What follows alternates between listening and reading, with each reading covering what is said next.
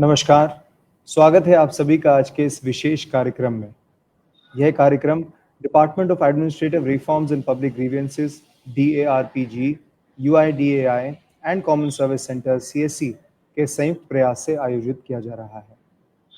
इस आयोजन का उद्देश्य है देश भर में कार्य कर रहे CSC के VLEs और आम नागरिकों को आधार से जुड़ी शिकायतों को सुनना और उनके समाधान के लिए प्रभावी मंच प्रदान करना। और देवी और सज्जनों, ये मुमकिन हो पाया है CP ग्राम के द्वारा।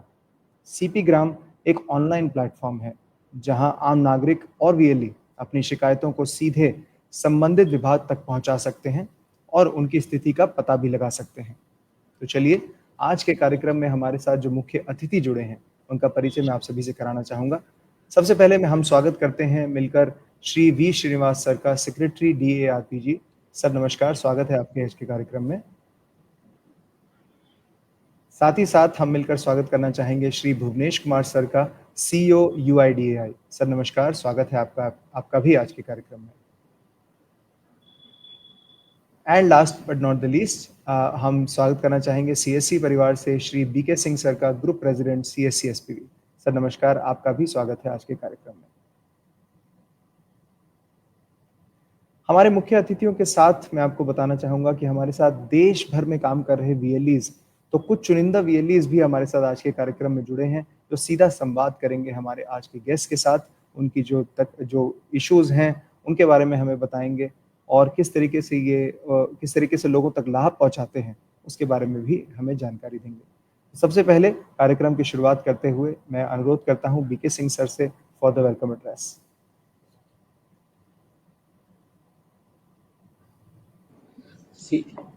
नमस्कार श्रीनिवास साहब का और भुवनेश जी का, और हमारे जो VLE जुड़े हुए हैं उन सबों का। ये कार्यक्रम जो था बेसिकली CP ग्राम का CSC से लिंकेज जून 2022 में शुरू हुआ और बड़े अच्छे तरीके से चल रहा है।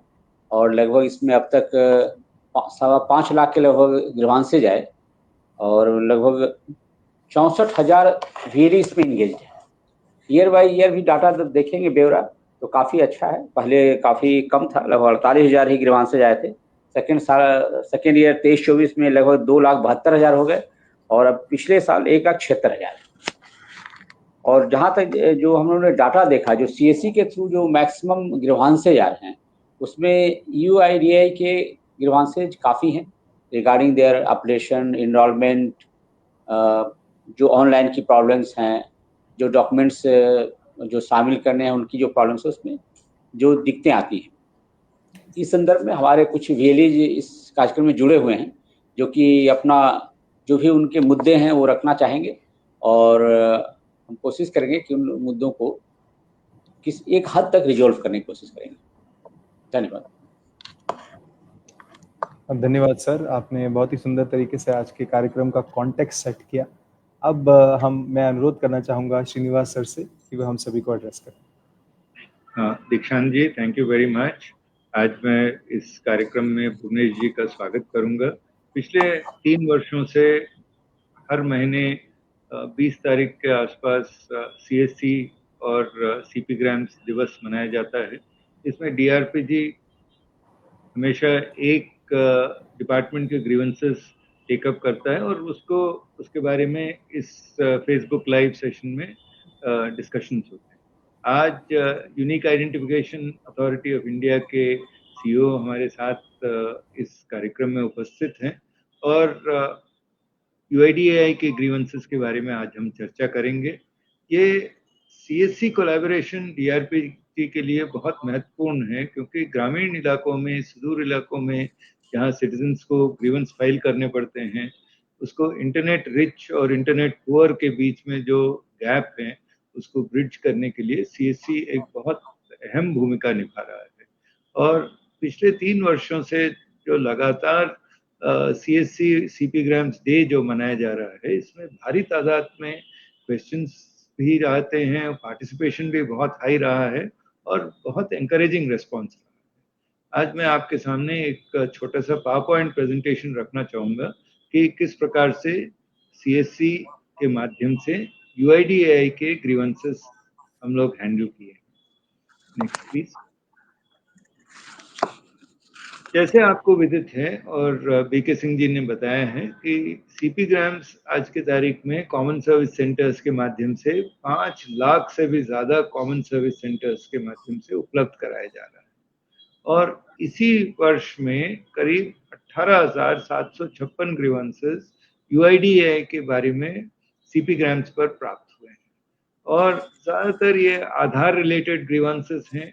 इसके कैटेगराइजेशन के बारे में सीईओ साहब बताएंगे और आगे भी एक आध स्लाइड में मैं भी और विस्तृत विवेचन करूंगा। और सीएससीज के माध्यम से करीब 35,653 ग्रीवेंसेस पिछले 6 महीने में इस वर्ष प्राप्त हुए हैं और इनमें से 1320 ग्रीवेंसेस यूआईडीएआई के हैं और ग्रीवेंसेस सारे स्टेट से प्राप्त हो रहे हैं पर कई कुछ स्टेट्स हैं जिनमें से ज्यादातर ग्रीवेंस आए हैं उत्तर प्रदेश, पंजाब, उड़ीसा, झारखंड और वेस्ट बंगाल। इन 5 राज्यों से ज्यादातर ग्रीवेंस आए हैं और अगर आप महीनेवार भी आप देखना चाहेंगे तो लगभग 6,000 ग्रीवेंसेस पर मंथ सीएससी के माध्यम से सीपी ग्राम्स पोर्टल पर रिसीव हो रहे हैं। Next please. जो जेंडर ब्रेकअप अगर देखते हैं तो ये देखा गया कि 71% ग्रीवेंसेस मेल्स फाइल कर रहे हैं और 29% पब्लिक ग्रीवेंसेस फीमेल्स द्वारा लॉन्च किए जा रहे हैं और इसका ब्रेकअप भी सिमिलर है as compared to the grievances being filed. Next next.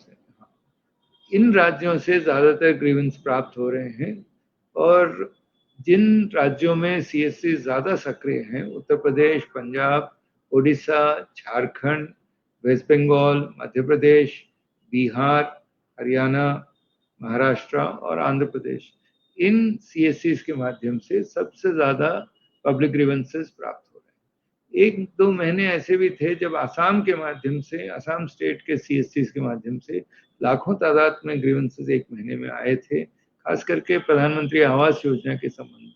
वो ग्रीवेंसेस अब कम हुए हैं और उसमें रूट कॉज एनालिसिस को देखते हुए पॉलिसी अमेंडमेंट्स भी कर दिए गए थे, तो जो ग्रीवेंसेस प्रधानमंत्री आवास योजना के आते थे वो कम हुए। Next please.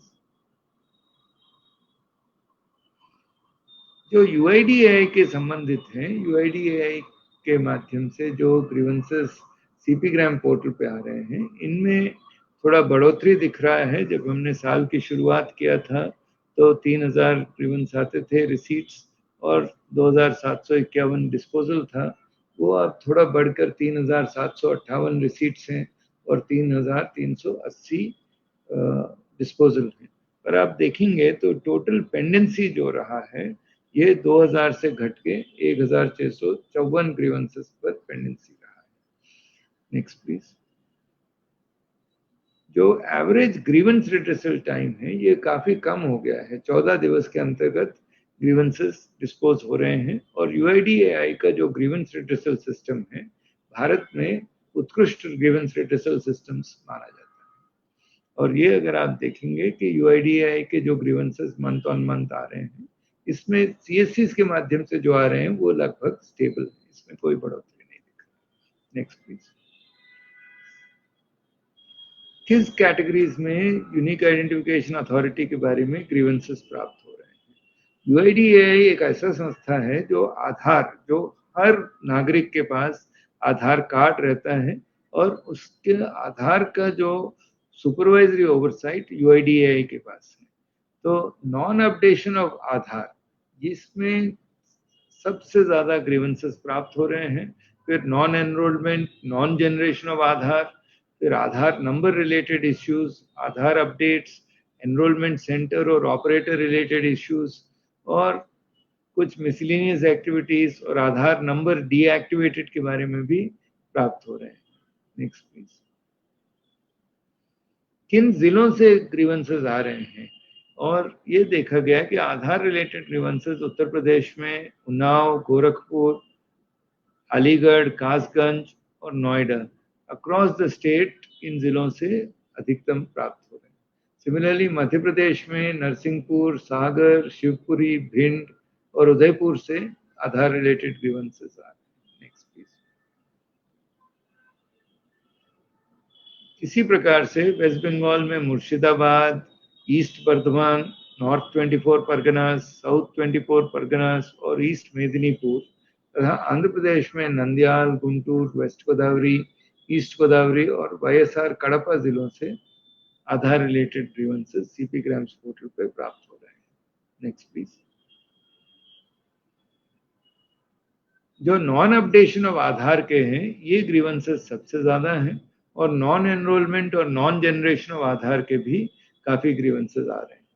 तो सभी को ये मैसेज देना है कि आधार पे आप एनरोल करिएगा और आधार एनरोलमेंट सेंटर्स और ऑपरेटर रिलेटेड इश्यूज को त्वरित गति से आप निस्तारण करिएगा। Next please.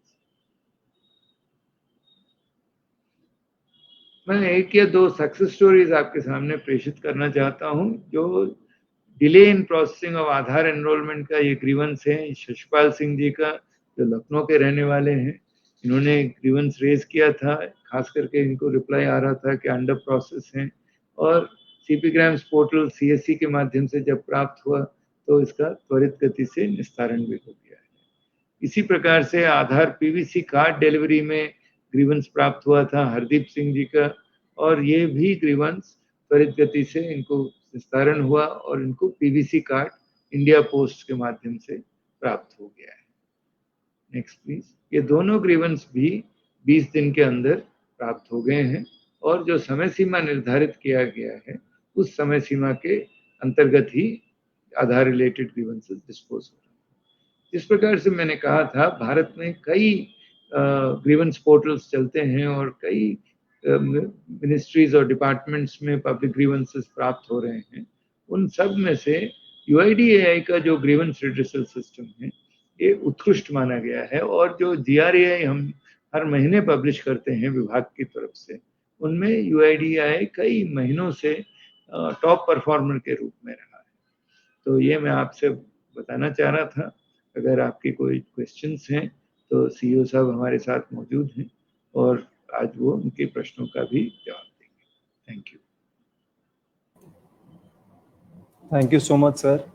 और जैसे सर ने कहा, I think the numbers speak for themselves. तो बहुत ही अच्छे तादाद में हमारे पास ग्रीवेंसेस आते हैं और सबसे अच्छी बात यह है कि वो सॉल्व किए जाते हैं और सारे जो आपके इश्यूज हैं वो सीएससी के माध्यम से अब धीरे धीरे, हम तो यही चाहेंगे कि ग्रीवेंसेस जल्दी से जल्दी इनका नंबर कम रहे और एकदम ही खत्म हो जाए। तो आगे बढ़ते हैं और यूआईडीएआई के जो सीईओ हैं हमारे साथ भुवनेश सर भी मौजूद हैं। मैं उनसे अनुरोध करूंगा हम सभी को एड्रेस करने के लिए। धन्यवाद दीक्षांत जी।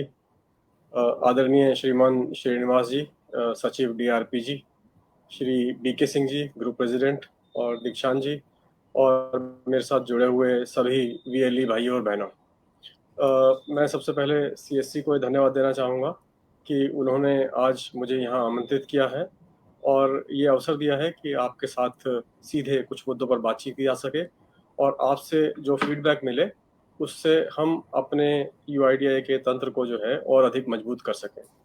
मैं विशेष धन्यवाद देना चाहता हूं श्री वी श्रीनिवास जी को कि उन्होंने यूआईडीएआई के सिस्टम के बारे में आपको बताया है और किस प्रकार से ग्रीवेंसेस को हम हैंडल करते हैं। मैं बहुत थोड़ी सी जानकारी आपको देना चाहता हूं जिससे आपको यूआईडीएआई के स्केल के बारे में कुछ अंदाजा हो सके। अभी तक पूरे भारतवर्ष में लगभग 142 करोड़ आधार जनरेट हो चुके हैं। अगर हम जनसंख्या की दृष्टि से देखें तो 18 वर्ष से अधिक के लगभग सभी लोग सैचुरेट हो गए हैं। 5 से 18 वर्ष के बीच में ये संख्या 98% है और जिनकी आयु 5 वर्ष से कम है वहाँ पर अभी कुछ लोग छूटे हुए हैं जिनके आधार नहीं बने हैं। हमारे पास प्रतिदिन लगभग 75,000 नई रिक्वेस्ट आती हैं आधार जनरेट करने के लिए, जिनमें से 2% रिक्वेस्ट अडल्ट यानी कि 18 वर्ष से ऊपर के आयु के लोगों की होती हैं और इनको आधार नया देने से पहले हम लोग एक सत्यापन के लिए राज्य सरकार के जो पोर्टल है वहाँ पर भेजते हैं, क्योंकि हमें कई बार ये शिकायतें मिली कि ऐसे लोगों ने आधार बनवा लिए हैं जिनको आधार नियमतः नहीं मिलना चाहिए था। इसलिए अब 18 वर्ष से ऊपर के जितने भी नए आधार होते हैं उनको हमारे सिस्टम में आधार जनरेट करने से पहले एक बार उसका भौतिक सत्यापन राज्य सरकार के माध्यम से कराया जाता है और इसके लिए 90 दिन की अतिरिक्त अवधि इसलिए रखी गई है। इसके बाद हमारे पास 5 से 18 वर्ष के बीच में लगभग 22% एप्लीकेशन आती हैं और जो 74% एप्लीकेशन बची हुई हैं वो 0 से 5 वर्ष के आयु के बच्चों के नए आधार के लिए आती हैं। इसके अतिरिक्त अपडेट, जैसा कि महोदय ने आपको प्रेजेंटेशन में दिखाया कि सबसे ज़्यादा शिकायतें जो है उससे संबंधित हैं। हमारे पास प्रतिदिन 7.5 लाख अपडेट की रिक्वेस्ट आती हैं, यानी कि इस प्रकार अगर हम दोनों को जोड़ दें तो लगभग 8.25 लाख आवेदन हमारे पास प्रतिदिन प्राप्त होते हैं। इसके अलावा हमारा एक बहुत बड़ा काम है ऑथेंटिकेशन, जिसमें आप जब पेमेंट करते हैं तो आपके पास OTP आता है। जब लोग राशन की दुकान पर राशन लेने के लिए जाते हैं तो वहाँ उनका सत्यापन होता है। लोग जीवन प्रमाण से पेंशनर्स अपना सत्यापन करते हैं, सरकारी अधिकारी अपनी अटेंडेंस लगाते हैं, E-फाइल पर हम साइन करते हैं, E-साइन का उपयोग करते हैं। इन सब में आधार ऑथेंटिकेशन होता है और इनकी संख्या लगभग 9 करोड़ प्रतिदिन होती है। तो इस प्रकार से आप देखेंगे कि आधार का जो स्कोप है वो काफ़ी बृहद और विस्तृत है। लाजमी है कि ऐसे में कुछ ना कुछ क्वेरीज और ग्रीवांसेस भी जनरेट होंगी। तो हमने इसके लिए 7 चैनल बनाए हुए हैं, जिसमें सबसे पहला हमारी हेल्पलाइन है 1947 1947। ये बहुत आसान भी है याद रखना। तो 1947 पर जो हमारे पास ग्रीवांस आती हैं और जो क्वेरीज आती हैं उनका हम उत्तर देते हैं। इसी प्रकार से ईमेल के माध्यम से, SMS के माध्यम से, लेटर के माध्यम से, हमारे पास RO ऑफिस में वॉक इन के माध्यम से भी क्वेरीज और ग्रीवांसेस दोनों आते हैं। प्रतिदिन आने वाली क्वेरीज की संख्या 1,54,000 है, जो महीने में लगभग 48 लाख क्वेरीज आती हैं हमारे पास और इनमें से लगभग 3,84,000 शिकायतों के रूप में कन्वर्ट होती हैं। बाकी सबका क्वेरीज के रूप में उत्तर दिया जाता है। तो आप देखेंगे कि 48 लाख में से 3,84,000 लगभग जो है वो 9% के आसपास रह जाता है। 91% प्रश्नों के उत्तर जो है सीधे ही दे दिए जाते हैं। उसके पश्चात जो 9% शिकायतें हमारे पास बची 3,84,000, उनका हम विभिन्न माध्यमों से निस्तारण करते हैं और उनके उत्तर देते हैं। लेकिन उसके बावजूद भी कुछ ऐसे मामले रह जाते हैं जिनमें थोड़ा समय ज़्यादा लग जाता है और लोग अपना जब उनको समाधान नहीं मिलता है तो फिर वो CP ग्राम, जो कि एक बहुत सशक्त माध्यम है शिकायतों के निस्तारण का, भारत सरकार द्वारा प्रारंभ किया गया है और DRPG इसको संचालित करता है। तो इस सशक्त माध्यम से हमारे पास जब शिकायतें प्राप्त होती हैं तो उनको भी हम टॉप प्रायोरिटी पर देखते हैं और हमारा प्रयास ये रहता है कि हम उसे किसी भी प्रकार से 15 दिन के अंदर अंदर निस्तारित कर दें। बहुत सारे लोग हमारे देश में ऐसे हैं जिनके पास सीधे इंटरनेट की सुविधा नहीं है, जिनके पास अपने स्मार्ट मोबाइल फ़ोन नहीं है, उनके पास कंप्यूटर नहीं है, लैपटॉप नहीं है, इसलिए वो ऐसे माध्यमों को सीधे एक्सेस नहीं कर पाते हैं और ऐसे में भूमिका आती है CSCs की। और जो CSC VLEs हैं ये सुविधा उनको उपलब्ध कराते हैं, जिससे कि उन लोगों की पहुंच सीधे केंद्रीय संस्थानों तक पहुंच बन पाती है जो वैसे इनसे वंचित रह जाते हैं। तो इसलिए CSC एक बहुत ही महत्वपूर्ण भूमिका अदा करता है शिकायतों को उच्च स्तर तक पहुंचाने में। तो मैं CP ग्राम्स और CSC दोनों को बहुत बहुत बधाई देना चाहूँगा और भूरी भूरी प्रशंसा भी करना चाहूँगा कि उनकी वजह से ये संभव हो पाता है कि शिकायतें सीधे हम तक पहुँच पाएँ। और इस प्रकार के कार्यक्रम आप आयोजित करते हैं जहाँ सीधे जो भी लोग इससे जुड़े हुए हैं और उनके सामने जो शिकायतें आ रही हैं उनके साथ हमारा संपर्क कराते हैं और इस संपर्क के माध्यम से हम लोग उनसे फीडबैक ले सकते हैं, उनसे जानकारी ले सकते हैं। जो हमारे पास जानकारी है हम उनको दे सकते हैं।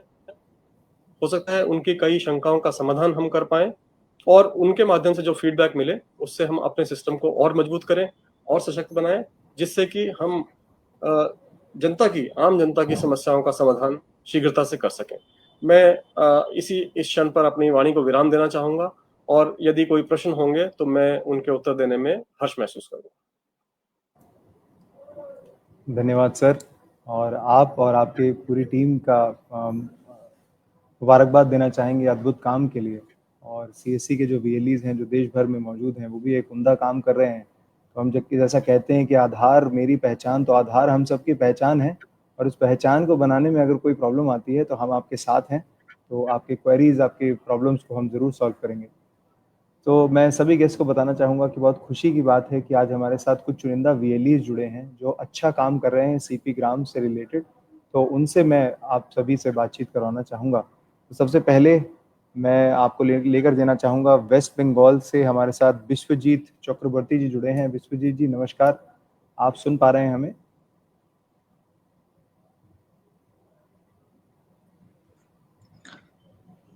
नमस्कार सर। तो विश्वजीत जी सबसे पहले तो आप अपना परिचय दीजिए और हमारे साथ जो हमारे गेस्ट जुड़े हैं उनसे आपका कोई सवाल है, आप अपना सवाल रख सकते हैं। बिल्कुल सर, मेरा नाम है विशेष चक्रवर्ती, मैं वेस्ट बंगाल से हूँ, ईस्ट मिदनापुर डिस्ट्रिक्ट। जो मैं बहुत बहुत दिन से काम कर रहा हूँ सीपी ग्राम्स पोर्टल पर। सीपी ग्राम्स पोर्टल पे साथ मेरा अनुभव अच्छा रहा है। पोर्टल के माध्यम से शिकायत दर्ज करना प्रक्रिया आसान है। ज्यादातर मामलों में निर्धारित समय से पहले शिकायत का समाधान मिल जाता है। नागरिक सेवा के क्षेत्र में इसे मैं एक प्रभावी माध्यम मानता हूँ सर। सो विश्वजीत जी किस तरीके की इश्यूज आते हैं जनरली? सर मेरे पास आते हैं आधार डीएक्टिवेट, लॉस्ट आधार नंबर और रॉन्ग अपडेटेड केस आता है। अच्छा, तो इन तीनों की संख्या ज्यादा रहती है जो आपके हाँ पास सर। समस्या आती है, तो और कितने दिन में समाधान हो जाता है इनसे? 7 दिन के अंदर समाधान होता है। क्या कोई सवाल है जो आप श्रीनिवास सर से या भुवनेश सर से करना चाहेंगे, पूछना चाहेंगे उनसे? हाँ सर, एक सवाल है। मैंने 2 दिन पहले सीपी ग्राम्स पोर्टल पर एक शिकायत दर्ज किया था। कस्टमर के पास ईआईडी है लेकिन आधार नंबर नहीं है। 24 घंटे के अंदर रिप्लाई आ चुका है यूआईडी की तरफ से, थैंक्स टू यूआईडीआई। तो उसमें रिप्लाई ये बताया गया है कस्टमर के पास वैध आधार नंबर मौजूद है, लेकिन जो अंतिम चार संख्या का आधार का जो 4 संख्या अंतिम का होता है वो दिया गया है, लेकिन पूरा आधार नंबर नहीं दिया गया है मेरे को।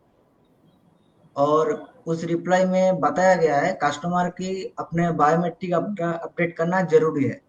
मेरी सवाल है कस्टमर के पास जब आधार नंबर नहीं है तो कहाँ से करेगा वो बायोमेट्रिक? और जी। जैसा कि आपने प्रश्न किया है हाँ कि सर। अगर ईआईडी उसके पास उपलब्ध है तो हाँ हमारे माई आधार पोर्टल पर आप जाकर ईआईडी डालकर वहां से पूरा आधार नंबर ले सकते हैं। कोई भी आधार नंबर होल्डर अगर उसे किसी प्रकार की कठिनाई आ रही है तो हमारा जो रीजनल ऑफिस है वहां पे जाएंगे तो वो उनकी मदद वहां पे कर देंगे। ईआईडी से उनको फुल आधार नंबर देंगे और उनको जो बायोमेट्रिक अपडेट करना है वो किसी भी सेंटर पर, जो भी आधार सेवा केंद्र हैं या हाँ अन्य सर। आधार ऑपरेटर हैं, उनके पास जाके बायोमेट्रिक अपडेट कर सकते हैं। जी सर, लेकिन कस्टमर का बहुत गरीब है तो वो हम लोग का जो नियरेस्ट यूआईडी ऑफिस है वो कलकत्ता में है, बहुत डिस्टेंस पड़ता है, इसलिए मेरे क्या पास आ रहा है। उनके पास में क्या मोबाइल नंबर है या उनका मोबाइल आधार से नहीं। जुड़ा हुआ है? नहीं सर। अगर आधार से जुड़ा हुआ होगा तो उनके आधार पे, मोबाइल नंबर पे हम मैसेज दे सकते हैं। नहीं सर, मोबाइल नंबर नहीं जुड़ा हुआ है। मोबाइल नंबर नहीं जुड़ा हुआ है तो आप नहीं हमें सर। ईआईडी नंबर दीजिए, हम आधार नंबर देख के डिटेल उपलब्ध कराएंगे आपको जो है। ओके सर, अभी दे सकता है? विश्वजीत हाँ जी आप एक ईमेल भी डाल दीजिएगा हमें, हाँ, आप तो सीएससी के क्या? माध्यम से दे सकते हैं। हाँ बिल्कुल सर, बिल्कुल दोबारा मैं कर दूंगा। Thank you sir. जी, और कोई सवाल आपका या और कुछ कोई सुझाव आपका हो तो आप रखना चाहते हैं? हाँ सर, जो लाइव चैट होगा तो अच्छा रहेगा तुरंत। और जीपी ग्राम्स पोर्टल पर लाइव चैट होना बहुत जरूरी होता है क्योंकि बहुत से सारे सवाल है जो नहीं है। लाइव चैट होना मेरे को लगता है आसान आसान हो सकता है। अभी हम जी। लोगों ने एक एआई चैटबॉट शुरू किया है और उसको और हाँ अधिक सवाल उसमें डाल के और उसको विकसित कर रहे हैं, जिससे कि अधिकांश प्रश्नों का उत्तर जो है उस चैटबॉट के माध्यम से ही मिल सके आपको। जी सर। सो धन्यवाद विश्वजीत जी, और इसी तरीके से अच्छा काम आप करते रहिए। और जो केस आपने बताया इसकी ईमेल हमें ज़रूर डालिएगा ताकि हम इसका सही आपको सोल्यूशन लेकर UIDAI टीम से आपको सोल्यूशन दें उसका। सर आगे बढ़ते हुए हमारे साथ अरुण चौहान जी हैं बनारस यूपी से। अरुण जी नमस्कार। सर आप सभी को सादर प्रणाम सर और धन्यवाद। CSC के माध्यम से सर आधार की सेवा आम जनमानस तक पहुंचाने के लिए बहुत बहुत धन्यवाद। सर CP ग्राम्स के माध्यम से करीब करीब सारी समस्याएं समाधान हो जाता है कस्टमर का। मेनली जो UIDAI की जो समस्या पड़ती है यही सबका लॉस्ट, डीएक्टिवेट या फिर आधार नंबर जो पिछले VLE ने बताया, मेन कॉमन समस्या यही CP ग्राम पे सब दी जाती है और करीब करीब सबका समाधान भी होता है। लेकिन वो जो गरीब VLE हैं जिनके पास मोबाइल नहीं है, जिनके पास हर तरह की सुविधा होती है, उनके लिए ये समस्या बार बार पड़ती है। इस कारण हम लोग CP ग्राम्स पे ये ज़्यादा लॉस्ट, डीएक्टिवेट, कैंसिल्ड ये ज़्यादा हम लोग वो करते हैं, रजिस्टर करते हैं ग्रेवियंस। और सर जो आधार सेंटर खुले हैं वहाँ पे इतनी भीड़ होती है कि अपॉइंटमेंट भी लेने में सर हम लोग को करीब करीब 2-2, 3-3 दिन मतलब आम लोगों को लग जाते हैं। अगर CSC के माध्यम से कम बायोमेट्रिक ही अगर उपलब्ध हो जाता तो हमें लगता है उनके लिए बहुत आसान होता है। जो बेचारे लाइन में लगे हैं, गरीब बहुत ज़्यादा परेशान होते हैं सर। जी ये मतलब एक सजेशन था, अगर होता तो हमारे ख्याल से वहाँ भीड़ थोड़ी घटती, क्योंकि हमारे जो पास में UIDAI की मेन ऑफिस है वहाँ इतनी भीड़ होती है सर कि कभी कभी अपॉइंटमेंट नहीं मिलता, 2-2 दिन बाद का अपॉइंटमेंट मिलता है। और जो स्कूल के बच्चे हैं उनको स्कूल ब्रेक करके तब जाना पड़ता है, या ऑफिस वाले हैं तो उनको, तो मुझे लगता है अगर ये थोड़ी सुविधा मिल जाती CSC के माध्यम से थोड़ा अच्छा होता। भुवनेश्वर जो पिछले तो VLE ने भी हमें बताया। है जी जी पहला बिंदु आपने डीएक्टिवेट आधार के संबंध में उठाया। डीएक्टिवेट आधार होने के 3 कारण हैं। पहला ये है कि व्यक्ति की मृत्यु हो गई है और उसके मृत्यु की सूचना हमको रजिस्ट्रार जनरल ऑफ इंडिया या स्टेट के चीफ रजिस्ट्रार के माध्यम से प्राप्त हुई है, उनका डेथ रजिस्ट्रेशन नंबर मिला है। ऐसे लगभग 1,17,00,000 आधार जो है डीएक्टिवेट किए गए हैं। दूसरा महत्वपूर्ण कारण होता है कि हमको लॉ इन्फोर्समेंट एजेंसी या पुलिस के माध्यम से ये सूचना मिली कि ये लोग इलीगल इमिग्रेंट्स हैं और इन्होंने आधार बनवा लिया है, इसलिए इनका आधार डीएक्टिवेट किया जाए। और तीसरे कारण होते हैं जब लोगों ने किसी प्रकार के ऐसे डॉक्यूमेंट्स लगाए हैं जो बाद में जांच करने पर फ्रॉड निकलते हैं, तो ऐसे लोगों के आधार डीएक्टिवेट कर दिए जाते हैं। उनको अपना आधार एक्टिवेट करने के लिए तीसरी कैटेगरी का, पहली और दूसरी कैटेगरी के आधार फिर से एक्टिवेट नहीं होते हैं। अगर डेथ हो गई है तो एक्टिवेट नहीं होगा, अगर इलीगल इमिग्रेंट है और गलत तरीके से लिया है तो उसका आधार भी एक्टिवेट नहीं होगा। तीसरी कैटेगरी के लोगों को एक अवसर मिलता है कि वो सही डॉक्यूमेंट के साथ में, या अगर उन्होंने बायोमेट्रिक में कुछ गड़बड़ की है तो अपने सही बायोमेट्रिक के साथ दोबारा आधार सेंटर पर जाकर अपना अपडेट कराएं, पूरा फुल अपडेट कराएंगे तो उनका आधार एक्टिवेट हो जाता है। ये समझना बहुत ज़रूरी है कि आधार के संदर्भ में काफ़ी लोगों ने कई प्रकार के फ्रॉड करने के प्रयास किए हैं, इसलिए सिस्टम को धीरे धीरे और सख्त बनाया गया है। बल्कि अभी हमारी कल ही एक अथॉरिटी की मीटिंग हुई है, हमने कई प्रकार के ऐसे अभिलेख जिनका हम ऑनलाइन सत्यापन नहीं कर पाते थे, उन अभिलेखों को अब हमने हटाया है। उसका कारण ये है कि इन्हीं में सबसे ज़्यादा गड़बड़ी होती थी और उसी के कारण जो है सबसे ज़्यादा असुविधा भी होती थी। तो हमने ऐसे अभिलेखों को रखने की कोशिश की है कि हम उनका ऑनलाइन सत्यापन कर पाएँ। उदाहरण के तौर पर जन्म प्रमाण पत्र, अब UIDAI के पास में सभी के सभी 36 जो राज्य और केंद्र शासित प्रदेश हैं, उन सब के रजिस्ट्रार जो बर्थ और डेथ के हैं उनका ऑनलाइन एक्सेस मिल चुका है और API के माध्यम से हम वेरिफिकेशन कर सकते हैं। इसी प्रकार से पासपोर्ट वेरिफिकेशन कर सकते हैं, ड्राइविंग लाइसेंस वेरिफिकेशन कर सकते हैं, पैन वेरिफिकेशन कर सकते हैं। लगभग 20 राज्यों में जो मार्कशीट हैं CBSE, ICSE और स्टेट बोर्ड की, उनका सत्यापन हम कर सकते हैं। तो जितने सत्यापन योग्य दस्तावेज हैं हम उनको अधिक प्रमुखता दे रहे हैं और उनका सत्यापन करते हैं। गड़बड़ी पाए जाने पर ही उसको डीएक्टिवेट किया जाता है, और अगर उसके साथ में मोबाइल नंबर एसोसिएटेड है तो मैसेज भी भेजा जाता है कि आपका डीएक्टिवेट कर दिया गया है, आप फिर से अपने दस्तावेजों का सत्यापन कराकर जो है इसे आप ठीक कराएं।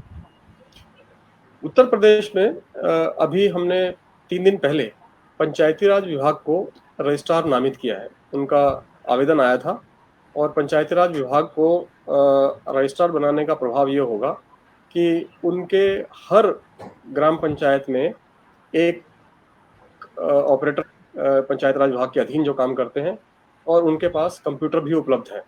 तो अब इससे हर ग्राम पंचायत में पंचायत राज विभाग का सरकारी कर्मचारी ही वो आधार ऑपरेटर के रूप में कार्य कर सकेगा ग्राम पंचायत के सचिवालय में। तो उनके प्रदेश में लगभग 56,000 ग्राम पंचायतें हैं और पहले फेज में जो है वो लगभग 10,000 के आसपास और फिर धीरे धीरे बढ़ा के हर ग्राम पंचायत स्तर पर जाएंगे। तो इस प्रकार से ये सुविधा ग्राम स्तर पर उपलब्ध हो पाएगी। उत्तर प्रदेश में ये समस्या हम काफी हद तक हल कर पाएंगे। अन्य प्रदेशों से भी हमने किया है कि वो अपने रजिस्ट्रार्स बढ़ाएं, क्योंकि ये रजिस्ट्रार जो है राज्य सरकार के होते हैं। कहीं कहीं स्वास्थ्य विभाग रजिस्ट्रार हैं, कहीं महिला बाल कल्याण विभाग हैं, कहीं उनके IT and electronics department registrar हैं, स्कूल एजुकेशन डिपार्टमेंट रजिस्ट्रार हैं। तो जो भी रजिस्ट्रार हैं उनको अपने ऑपरेटर्स की संख्या बढ़ानी होती है। हमारे जो सेंट्रल रजिस्ट्रार हैं जिनमें बैंक शामिल हैं खासतौर पे, और जो पोस्ट ऑफिस हैं, इंडिया पोस्ट पेमेंट बैंक है, उनके भी आधार ऑपरेटर की संख्या में वृद्धि हुई है। लेकिन जैसा कि जनसंख्या में वृद्धि हुई है और आधार में अपडेट करने के लिए आदमी को अक्सर आवश्यकता पड़ती है, और मैंने बताया कि हम दिन भर में करीब 7.5 लाख और साल भर में करीब 25 करोड़ से अधिक अपडेट्स करते हैं और 75,000 प्रतिदिन नए एनरोलमेंट, यानी कि साल भर में 2.25 करोड़ नए आधार बनाते हैं। तो इनको देखते हुए हमने करीब करीब 1 लाख ऑपरेटर्स को पूरे प्रदेश में पूरे भारतवर्ष में अधिकृत किया हुआ है। तो इस प्रकार से हमारी कोशिश होती है कि लोगों को बहुत अधिक दूरी तय ना करनी पड़े। कुछ संख्या में CSCs को भी इसमें दिया गया है, लेकिन सारे CSC को, जो कि जिनकी संख्या 5,64,000 है, आधार ऑपरेटर बनाया जाना संभव नहीं हो पाया है। ये पिछला अभी सम्मेलन हुआ था CSC का, उस समय भी हमने इस बात को जो आपके CEO साहब हैं उनके सामने भी रखा था। आशा है आप मेरी बात से संतुष्ट होंगे। जी जरूर सर, पूरा संतुष्ट हो सर। धन्यवाद, बहुत बहुत धन्यवाद। जी धन्यवाद सर। तो अरुण जी और बाकी सभी लोगों को बताना चाहेंगे कि जो प्रॉब्लम थी, जो दूर जाना पड़ता है, तो आई थिंक उसी के लिए भुवनेश सर ने बताया कि रजिस्ट्रार की नंबर्स बढ़ जाएगा, अब बढ़ रहे हैं और अन्य स्टेट्स में भी ये जल्दी ही इम्प्लीमेंट होगा। तो जो डिस्टेंस की प्रॉब्लम है वो सॉल्व हो जाएगी। तो धन्यवाद सर, और धन्यवाद अरुण जी, इसी तरीके से अच्छा काम करते रहिए। बहुत बहुत धन्यवाद हमसे बातचीत करने के लिए। आगे बढ़ते हुए अब मैं आपकी बातचीत कराना चाहूँगा सुभाष चंद्रा जी से, जो वेस्ट बंगाल से हैं। सुभाष जी नमस्कार। नमस्कार सर। सुभाष जी पहले तो जी सर अपनी बात रखिए। नहीं, मैं तो आपका स्वागत कर रहा था और ये कह रहा था कि आप बहुत अच्छा काम कर रहे हैं, अपनी बात रखिए, और किस तरीके के इश्यूज आते हैं या कोई सुझाव है तो आप हमारे गेस्ट कर सकते हैं। हाँ सर, बता रही हूँ सर। मैं सुभाष चंद्र गिरी हूँ, वेस्ट बंगाल से, पूर्व मिदनापुर डिस्ट्रिक्ट।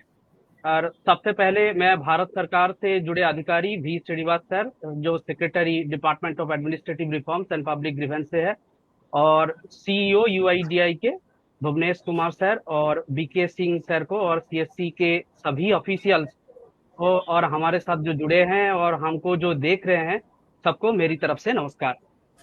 सर मैं बताना चाहूंगा, आज के जो सेशन है वो आधार के ऊपर केंद्रित है।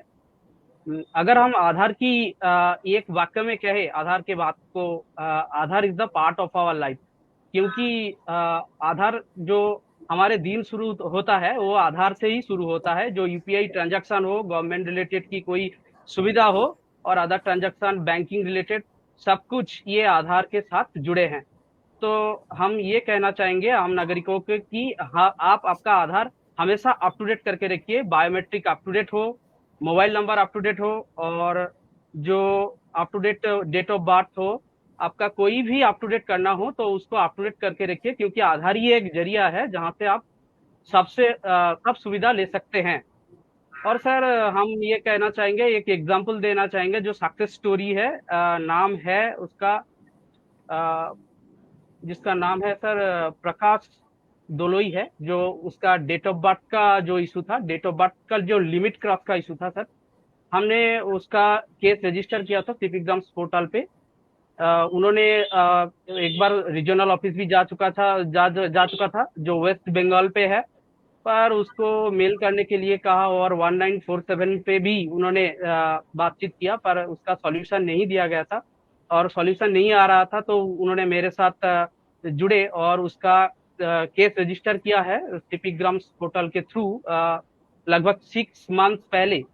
तो जो उसका जो इशू था date of birth limit cross होने का, उसका जो हमारा डॉक्यूमेंट दिया है डेट ऑफ बर्थ का बर्थ सर्टिफिकेट और ईआईडी का जो स्लिप था उसको अपलोड किया, पर यूआईडीआई के जो रीजनल ऑफिस है वहाँ पे रिप्लाई दिया था और उसको आधार को भी सॉल्व कर दिया गया था सर। जी सुभाष जी, बहुत ही बढ़िया एग्जाम्पल आपने दिया। इसी तरीके से काम करते रहिए। और कोई सुझाव है या कोई प्रश्न है आपका भूमिश सर से तो आप पूछिए। नहीं सर, आप जो इशू आ रहा है जो डीएक्टिवेट आधार हो जा रहा है, तो इसका कोई सॉल्यूशन बताया जाए तो सर अच्छा होगा सर। ज्यादातर इशू आ रहा है कि डीएक्टिवेशन ऑफ आधार। आपका जिला कौन सा है? सर ईस्ट मिदनापुर है सर। अच्छा, ईस्ट मिदनापुर। देखिए, वेस्ट बंगाल में 4 जिलों में हमको खास तौर पे समस्या आई। उत्तर 24 परगना, दक्षिण 24 परगना, नदिया और मिदनापुर। इन जिलों में हमको ये प्रॉब्लम आई कि हमने जब इनका एनालिसिस करना शुरू किया तो हमें ऐसे ऑपरेटर मिले जिन्होंने एक महीने में 6-6 हजार एनरोलमेंट कर दिए। व्यवहारिक रूप से ये संभव नहीं है।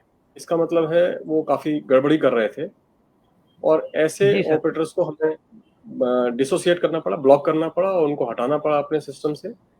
अगर कोई व्यक्ति दिन भर में अगर अच्छा काम करता है तो लगभग वो 35-40 से ज़्यादा एनरोलमेंट नहीं कर सकता है, और महीने भर में अगर वो पूरे 30 दिन काम करे तो 1200 एनरोलमेंट कर सकता है।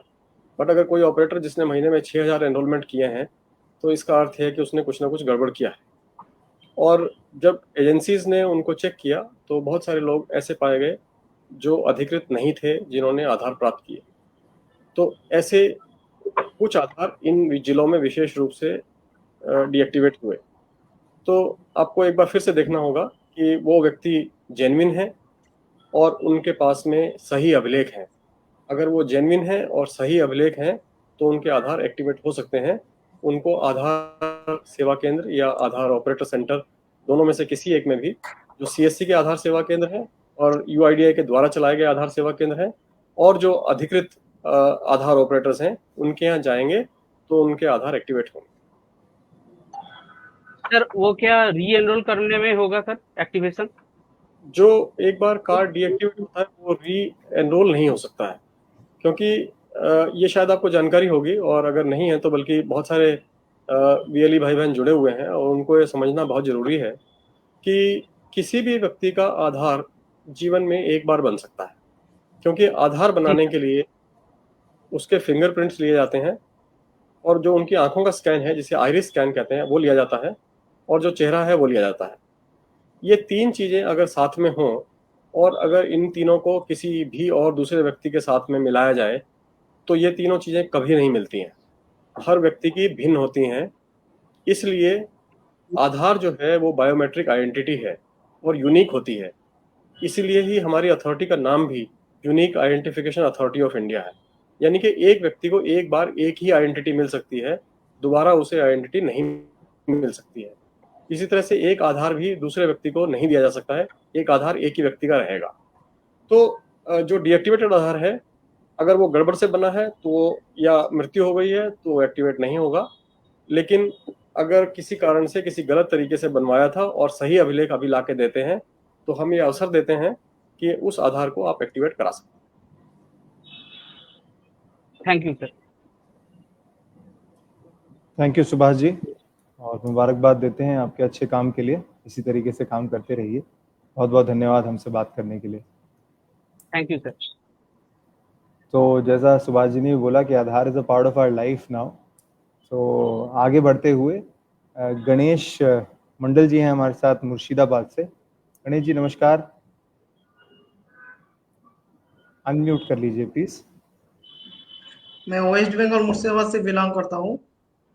जी, तो मैं सीपी ग्राम में यूआईडीआई के लेके काम किया कुछ, उसमें सक्सेस भी हो गया कुछ, और एक जो है उसका सक्सेस अभी नहीं मिला। तो वो बहुत दिन से कोशिश कर रहा था। एक महिला है, उनका उम्र शायद 50 के आसपास होगा। तो बहुत बार आधार बना चुका है वो, और एनरोलमेंट कर चुका है, मगर नहीं मिल रहा था। तो मैंने 2 3 4 बार मेल किया था, बहुत बार मेल किया था, शायद ज़्यादा ही होगा। तो उसमें एक एनरोलमेंट नंबर मुझे मिला था। तो उसको लेके मैंने तो मोबाइल नंबर तो रजिस्टर नहीं था, नहीं होगा। तो उसको लेके मैंने जो पीवीसी कार्ड ऑर्डर किया था, तो मिल गया था। तो उसको पूछने के बाद ऐसा मिला कि वो जो लोग का आधार मिला है, जिनका, वो एक पुरुष है और ये है एक महिला है, ठीक है। तो वो जो जिसका आधार बन चुका है, उसका दोनों हाथ ही नहीं था। तो ऐसा हुआ होगा कि वो पहले उनका जो हाथ नहीं था, वो पहले गया होगा, उसको हाथ नहीं था, इसलिए इसका हाथ से उसका एनरोलमेंट करवा दिया गया। तो उनका अभी तक आधार नहीं बना, वो कैसे मिल सकता है? इसका एक समाधान है। आपको एक आप सीपी ग्राम्स पे फाइल कर सकते हैं, हम उसके माध्यम से ही इसको हल करेंगे। जिन लोगों के हाथ नहीं होते हैं या किसी कारण से दुर्भाग्यवश ईश्वर किसी के साथ ऐसा ना करे, या आंखें नहीं होती हैं, तो उनको एक बायोमेट्रिक एक्सेप्शन का प्रोसीजर है, उसके तहत एनरोलमेंट होता है। हम किसी भी व्यक्ति को वंचित नहीं करते हैं। बहुत नहीं सारे सर, लोग होते हैं, मेरा तो हम क्वेश्चन आधार देते हैं। हाँ, मैं बताता हूँ, मैं आपकी बात पे आऊंगा, मैं आपकी बात का उत्तर दूंगा। तो उनका एनरोलमेंट हो सकता था, लेकिन उन्होंने गलती ये करी कि एनरोलमेंट उस प्रोसेस से ना करके किसी और का हाथ ले लिया है। जब किसी और का हाथ ले लिया होगा, तो हमारे सिस्टम में जब वो चेक होगा, तो वो हाथ किसी और के आधार में होगा। तो नेचुरल सी बात है कि जैसा मैंने अभी थोड़ी देर पहले बताया था कि अगर फिंगरप्रिंट्स एक बार आ गए हैं और दोबारा वो फिंगरप्रिंट आएंगे, तो वो रिजेक्ट हो जाएगा। अब ऐसी परिस्थिति में इस आधार को कैंसिल करना होगा, और कैंसिल करने के बाद तब दोबारा री एनरोल हो पाएगा। इसको हमारी भाषा में कहते हैं ओमिशन। हम हटा देते हैं सिस्टम से, और सिस्टम से हटाने के बाद वो बायोमेट्रिक्स भी हट जाते हैं, तभी उसमें नया एनरोलमेंट हो पाएगा। तो मैं फिर से सीपी ग्राम में लॉग इन कर दूं उसका? हाँ, आप भेज दीजिए, डिटेल के साथ में भेज दीजिए, तो फिर हम इसकी समस्या का समाधान कराएंगे। ये बहुत एक्सेप्शनल केस है, और इसके लिए हमारे नियम जो रेगुलेशंस बने हुए हैं, उसमें प्रावधान किया गया है कि ऐसे मामलों में आधार ओमिट करके फिर उनको फ्रेश दोबारा आधार बनेगा। और सर कुछ बच्चे का आधार कार्ड था, जो original date of birth certificate था, उन्होंने बनवाया कुछ ही दिन पहले, जो आधार सेंटर में जाके ही बनवाया, वो अपॉइंटमेंट लेके। तो उसका भी आधार कार्ड डीएक्टिवेट हो गया है वो। फिर से मैंने सीपी ग्राम पे मेल किया, कंप्लेंट किया था। तो उन्होंने फेस एनरोलमेंट करने के लिए बोला था। फेस एनरोलमेंट में किया, दोनों का हुआ था, दोनों का एनरोलमेंट करने के लिए बोला गया था। एक का एक्टिवेट हो गया फिर से, वो दो पुराना वाला कार्ड, मगर दूसरे वाला का नहीं हुआ। वो 5 साल का नीचे ही उम्र है उसका। तो अभी क्या हो रहा है कि हम अक्सर ये चेक कर रहे हैं, क्योंकि अब हमारे पास एक्सेस अवेलेबल हो गई है कि हम 36 के 36 स्टेट्स में बर्थ सर्टिफिकेट चेक कर सकते हैं। तो हमारी ये जानकारी में आता है कि बहुत सारे लोगों ने ऐसे बर्थ सर्टिफिकेट दिए हैं जो फेक हैं, जो सिस्टम में एग्जिस्ट नहीं करते हैं। उन्होंने नकली बनाए हैं और उससे एनरोलमेंट कर लिया। तो इसलिए वो आधार डीएक्टिवेट होते हैं। अगर वो फ्रेश आधार के साथ में दोबारा जाएंगे और अपना अपडेट करेंगे, तो एक्टिवेट होगा। इसी सीएससी पोर्टल के लिए एक बात था मुझे मेरे मन में। जो हम लॉगिन करते हैं सीपी ग्राम पे, तो अगर वो डाटा मिल जाता, वो नहीं मिलता, जो 1 दिन 2 दिन के बाद वो हट जाता है सीएससी की पोर्टल से। वो अगर कुछ मिल जाता कि एनरोलमेंट नंबर कब किया था, कंप्लेन कंप्लेन नंबर क्या है, वो पहले चेक कर सकते थे। अगर किसी को नंबर दिया, वो अगर खो गया, तो नहीं चेक कर सकते आप। और जो पेमेंट भी करते हैं जो सीपी ग्राम पोर्टल पोर्टल के पे, बारे में डीआरपी जी ज्यादा बता पाएंगे, सीपी ग्राम पोर्टल के बारे में, कि उसकी व्यवस्था क्या है। अगर उसका एक रिसिप्ट भी मिलता तो अच्छा होता। जो भी आप सीपी ग्राम्स फाइल करते हैं, आपको रिसीट इमीडिएटली मिल जाता है। आपका आईडी नंबर भी आता है और उसका रिसीट आपको मिल जाता है। आप दोबारा फाइल कराइएगा इसको सीपी ग्राम पोर्टल पे, और ये टेकअप करेंगे। नहीं, सीएससी पोर्टल के बारे में बोल रहे थे। सीएससी पोर्टल से जो लॉगिन होता है ना सर, उसमें ओल्ड डाटा नहीं रहता है। अगर ओल्ड डाटा रहता है, कोई कस्टमर आता तो मैं देख के बता सकता था आपका ऐसा ऐसा रिप्लाई आया है। तो वो रिप्लाई गणेश जी, हम उसको डायरेक्टली चला जाता है शायद। हाँ, रिप्लाई उसको जाता है क्योंकि उसका मोबाइल नंबर उसके ऊपर रजिस्टर्ड, मोबाइल नंबर उसका रजिस्टर्ड। हाँ, मोबाइल नंबर रजिस्टर होता है। अगर मेल नहीं चेक किया तो उसका पता नहीं चलता। बीके सिंह जी, आप कुछ बताना चाहेंगे सीएससी पोर्टल के बारे में, जो इनका प्रश्न है?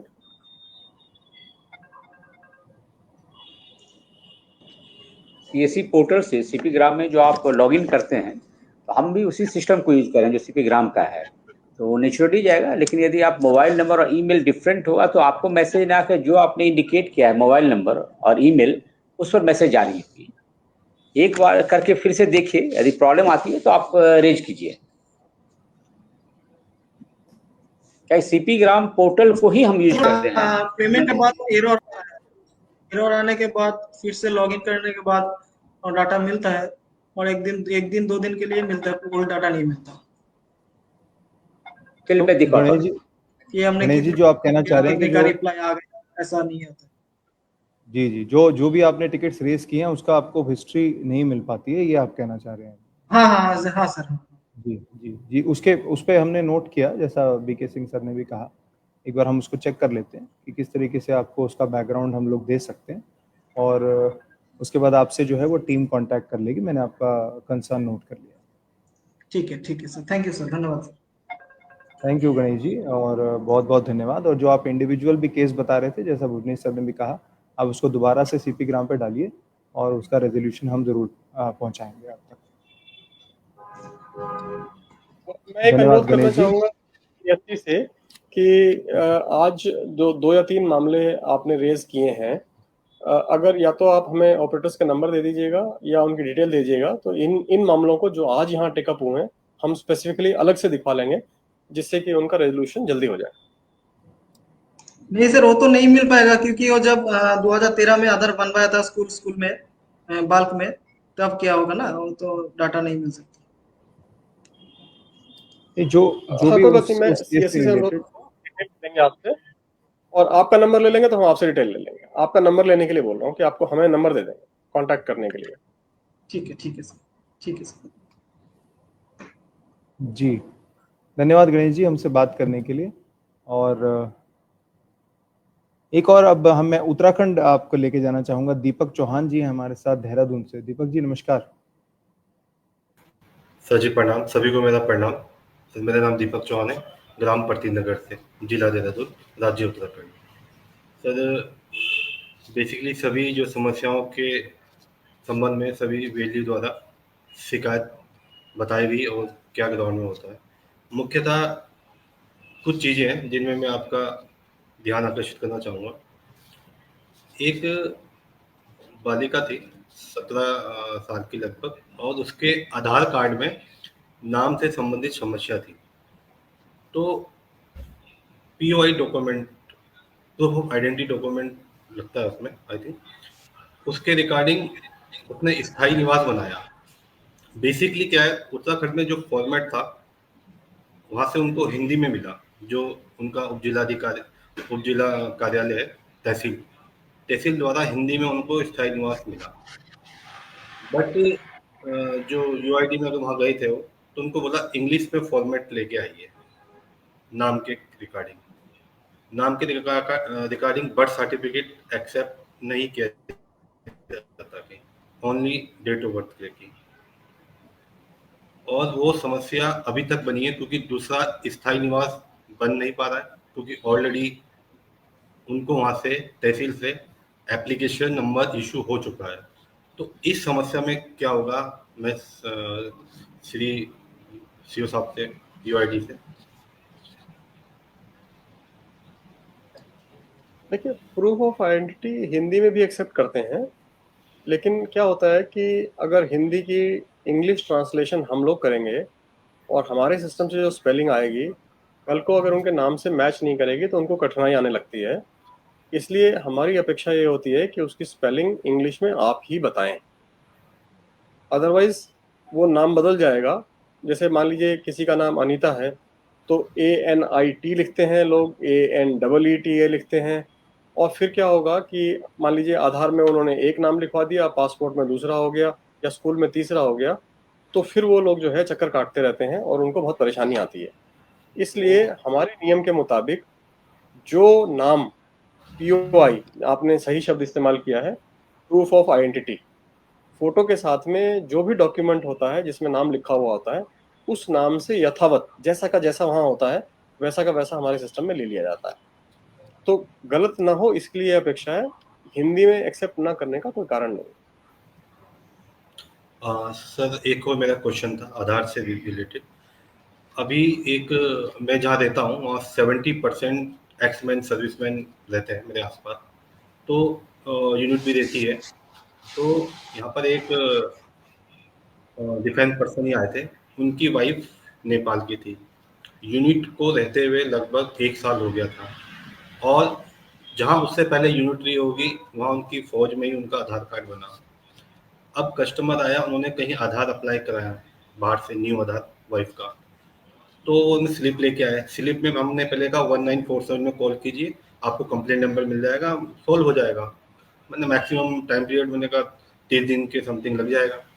तो उन्होंने कॉल की, उन्हें एस सीरीज नंबर मिल जाता है, जैसे 1947 में कॉल करो उन्हें मिला।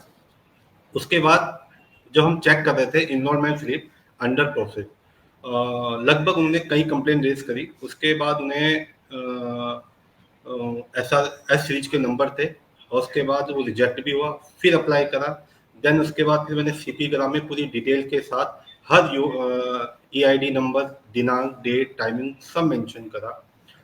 तब जाके उन्होंने कहा कुछ जैसे वहाँ नेपाल के थे, वहाँ का एक कुछ प्रूफ लगेगा, देन फिर यहाँ से कुछ डॉक्यूमेंट मांगे, तब जाके उनका वो केस सॉल्व हो गया था सर। कुछ एक ID आई थिंक वहाँ की भी चाहिए होती है। तो जैसा कि आपको जानकारी हुई, बाकी जो हमारे VLE भाई बहन जुड़े हैं उनकी जानकारी के लिए अच्छा होगा कि मैं इसको दोहरा दूं। जैसा मैंने शुरू में बताया था कि यदि आपकी उम्र जो है अब 18 साल से ऊपर हो चुकी है, तो आपका जो भी एप्लीकेशन आएगा वो स्टेट पोर्टल में वेरिफिकेशन के लिए जाता है। तो उसमें 90 दिन की अवधि जो है वो सिटीजन चार्टर में ही पहले बढ़ा दी गई है 18 वर्ष से ऊपर के एनरोलमेंट के लिए। तो मुझे लगता है कि ये केस तो जैसा आप बता रहे हैं 18 वर्ष से ऊपर का ही है। नंबर 2, वो जो महिला आप बता रहे हैं वो नेपाल की नागरिक हैं। तो नेपाल और भूटान के नागरिकों के लिए अलग व्यवस्था है, और जो उनके डॉक्यूमेंट हैं उसमें 3 डॉक्यूमेंट जो हैं वो एलिजिबल डॉक्यूमेंट हैं एनरोल करने के लिए। और उसमें शर्त ये है कि 3 में से 2 डॉक्यूमेंट जरूरी चाहिए होते हैं, 1 से नहीं बनाते हैं, और 2 में नाम भी सेम होना चाहिए। बहुत बार ये देखने में आया है कि ये डॉक्यूमेंट जो है फ्रॉड बन जाते हैं, और इसीलिए जो है बाद में ऐसे आधार को डीएक्टिवेट ना करना पड़े, तो शुरू में ही एक्स्ट्रा चेक लगाए गए हैं। तो आपको चूंकि अब जानकारी हो चुकी है, तो मैं चाहूँगा कि इसी बहाने बाकी लोगों को भी इसकी जानकारी हो जाए। और हमारा जो सिस्टम है, हमने ये कोशिश की है अब कि जितने भी हमारे आधार केंद्र हैं वहाँ पर हम एक स्टैंडर्ड बोर्ड लगाएं जिसमें उन डॉक्यूमेंट्स को लिखें कि जो जो डॉक्यूमेंट एक्सेप्टेबल हैं, POI और POA, क्योंकि आप जानते हैं बाकी लोगों के लिए भी POI का मतलब है प्रूफ ऑफ आइडेंटिटी और POA का अर्थ है प्रूफ ऑफ एड्रेस। तो हमें 2 डॉक्यूमेंट चाहिए होते हैं। अगर ये डॉक्यूमेंट किसी के पास नहीं है तो फिर हमारे सिस्टम में आधार नहीं बन सकता है। यानी कि प्रूफ ऑफ आइडेंटिटी और प्रूफ ऑफ एड्रेस और उसके साथ में बायोमेट्रिक्स, ये चीज़ें मिलेंगी तभी आधार जनरेट हो पाएगा, अदरवाइज आधार जनरेट नहीं हो पाएगा। धन्यवाद। सर मेरा एक क्वेश्चन CP ग्राम से था कुछ। हेलो सर जी, प्रणाम सर। मैं श्री शिवांशु सर जी से बोलना चाहूँगा। सर CP ग्राम में कुछ शिकायतों पे बार बार अनुस्मारक देना पड़ता है जो ग्राम स्तर से होती है। नागरिकों की समस्या होती है, खुद हम कई बार कंफ्यूज आते हैं किस डिपार्टमेंट से रिलेटेड है। कुछ ऐसा हो सकता है इसमें विभाग चयन में ऑटो सजेशन टाइप कुछ सिस्टम? हाँ, हम लोग ला रहे हैं इसमें, अभी 1-2 महीने में ये शुरू होगा, ताकि चैटबॉट शुरू कराएंगे CP ग्राम्स के ऊपर, ताकि आपको मदद मिल सके और एडवाइस मिल सके किस कैटेगरी में और किस डिपार्टमेंट के खिलाफ आप ग्रीवेंस फाइल तो सिटीजन इंटरफेस को सिंप्लीफाई कर रहे हैं। तो अक्टूबर 31 के आसपास ये लॉन्च होने की समय सीमा रखा गया। एक सर मैं आपके साथ अपना एक एक्सपीरियंस शेयर करना चाहूँगा सीपी ग्राम से। बहुत ही अच्छा है और समाधान हुआ था, बट थोड़ा लॉन्ग टाइम लग गया था। जो समस्या थी एक्चुअली वो थोड़ा मतलब अलग डिपार्टमेंट की थी, बट वो ग्राम स्तर की थी और उसमें डिले काफ़ी हो गया था। अनुस्मारक काफ़ी 5-6 अनुस्मारक गए थे उसमें। उसके बाद एक सीट आती है वहाँ से, उसके बाद उसको टैकल डिपार्टमेंट ने किया था, मिनिस्ट्री ने, और उसके बाद रिसॉल्व हो गई थी।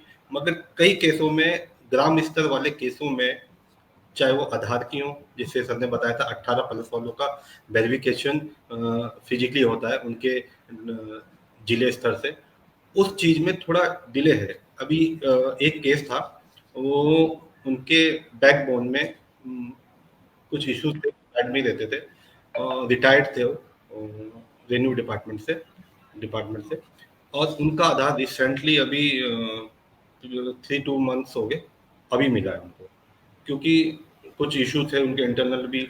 इसमें मतलब 6 मंथ लग गए थे सर। सीपी ग्राम में डाला, कंप्लेंटें गई, स्मारक, फिर वहाँ पर डीएम ऑफिस में था, ये काफ़ी चीज़ें थी। मगर ग्राम स्तर में टाइम पीरियड थोड़ा लंबा हो जाता है। बेसिकली देखा जाऊँ तो जैसे यूआईडी का है, यूआईडी की भी कंप्लेंट थी, मुझे 72 घंटे में उसका रिप्लाई आ गया था, 3-4 दिन में ही। एक्चुअली उसका क्या था कि नाम के रिलेटेड कुछ इश्यूज थे, तो हमने स्लिप ली, इनरोलमेंट स्लिप, डेट, टाइम, और जो 1947 में कंप्लेंट करी थी उसका नंबर प्रॉपर शिकायतकर्ता द्वारा बताया गया, पूरी चीज़ें मेंशन करी, और उनसे पूरी डिटेल लेने के बाद हमने चीज़ें उसमें फिलअप करी सीपी ग्राम में। देन उसके बाद क्विकली रिप्लाई आ गया था कई चीज़ों का। अगर हम अगर हम पहले आधार की कोई कंप्लेंट है, उसको 1947 में कंप्लेंट करो, कुछ टाइम के बाद उसको हम सीपी ग्राम में डालते हैं, क्विकली रिप्लाई मिल जाता है, जहाँ तक अभी तक मैंने ग्राउंड का फीडबैक देखा है, क्विकली। मगर जैसे कि कुछ केस हो गए जिनका जो जुड़ाव ग्राम स्तर से है या जिला स्तर से है, उन चीज़ों में सर थोड़ा नहीं, बहुत समय लगता है, अगर जहाँ तक मैंने देखा है सर। इस चीज़ में थोड़ा चाहूँगा, मैंने नोट किया हूँ, हम लोग इसको एग्जामिन करेंगे। धन्यवाद सर। इस सभी धन्यवाद दीपक जी। धन्यवाद दीपक जी से बात करने के लिए। और जो जैसा भुवनेश सर ने भी बताया कि कुछ केसेस में समय इसलिए भी लग जाता है ताकि फ्रॉड केसेस को हम ऑमिट कर पाएं, तो समय, आई थिंक समय और जो एक्यूरेसी है उसका एक बैलेंस हम लोग यहाँ मेंटेन करके चलते हैं, और इसी तरीके से आप अच्छा काम करते रहिए। बहुत बहुत धन्यवाद दीपक जी हमसे जुड़ने के लिए। धन्यवाद सर, बहुत बहुत धन्यवाद, थैंक यू। तो देवी और सज्जनों, बताना चाहूँगा कि सभी वीएलई से बात करना तो मुमकिन नहीं है, लेकिन कुछ चुनिंदा वीएलई से हमने बातचीत की और वो बहुत ही यूनिक केसेस हमारे सामने निकल कर आए, और भुवनेश सर ने हमें बहुत अच्छी जानकारी दी उन केसेस के बारे में। तो आशा करता हूँ कि जितने भी वीएलई सुन रहे हैं उनके भी प्रॉब्लम्स रिजॉल्व हुई होंगी, और अभी भी कोई केस आप रह जाता है तो सीपी ग्राम पर डालिए, नहीं तो हमारी टीम है, आप अपने नज़दीकी कॉमन सर्विस सेंटर पर जाइए और उन वीएलई से मदद लीजिए। तो कार्यक्रम के अंत में हम पहुंच चुके हैं। अब मैं अनुरोध करूंगा बीके सिंह सर से फॉर द कंक्लूडिंग रिमार्क्स।